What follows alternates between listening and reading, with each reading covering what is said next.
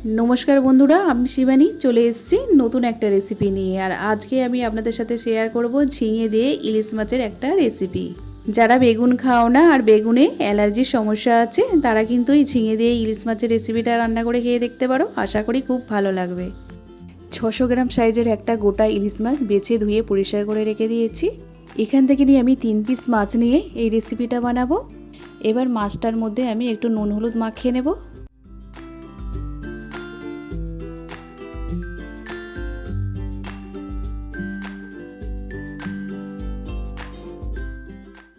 এই রেসিপিটা বানানোর জন্য লাগছে আমার 1.5 চামচ সাদা সরষে আর 4টে পাকা কাঁচা লঙ্কা। এগুলো আমি বেটে নেব। একটা বড় সাইজের ঝিঙে লম্বা লম্বা করে কেটে নিয়েছি। আর ফোড়নের জন্য লাগছে কালো জিরে আর চেরা কাঁচা লঙ্কা। গ্যাস অন করে সরষের তেল আমি আগে থেকে নিয়ে কড়াই গরম বসিয়ে দিয়েছিলাম। তেলটা খুব সুন্দরভাবে গরম হয়ে গেছে। এবার মাছগুলো তেলের মধ্যে দিয়ে দেব। খুব বেশিক্ষণ কিন্তু মাছটা আমি ভাজবো না, হালকা করে ভেজে তুলে নেব।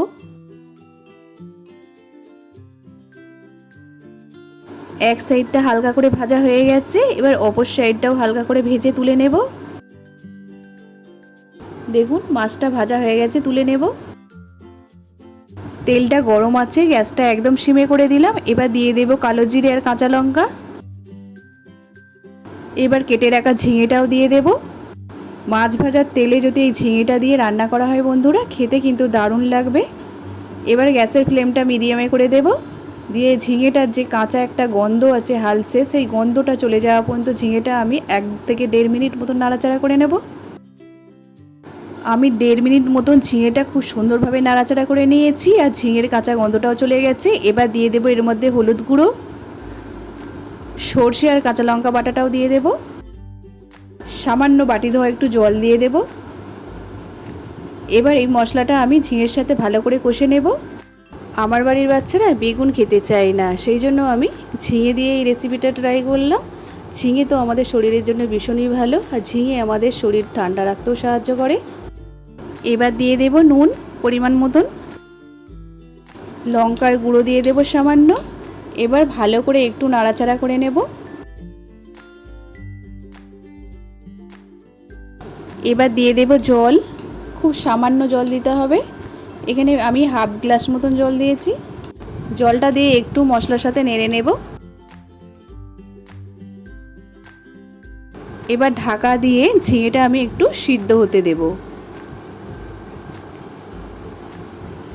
1.5 মিনিট পর আমি খুলে দেখে নেব। ঝিঙেটা আমার নরম হয়ে গেছে দেখুন। ভাজা মাছটা ঝোলের মধ্যে দিয়ে দেব। তোমরা এর মধ্যে একটু টমেটোরও দিতে পারো, তাহলে ঝোলের স্বাদটা আরও বেড়ে যাবে।